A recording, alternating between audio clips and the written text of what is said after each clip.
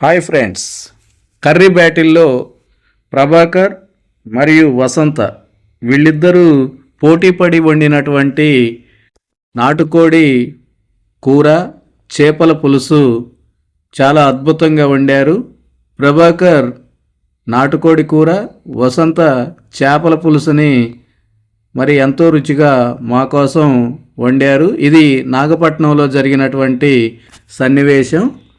మేము నాగపట్నం మొత్తం 30 మందితో కలిసి వెళ్ళటం జరిగింది. అక్కడ చాలా అద్భుతంగా మాకు అన్ని విధాలుగా వంట చేయటంలోని మంచి సహాయం చేసినటువంటి ప్రభాకర్, వసంతకి మేము ఎంతో రుణపడి ఉన్నాము. మీరు కూడా నాటుకోడి చేపల పులుసుని ట్రై చేయండి. మా ఛానల్ నచ్చినట్లయితే షేర్ చేయండి, లైక్ చేయండి, సబ్స్క్రైబ్ చేయండి. Thank you.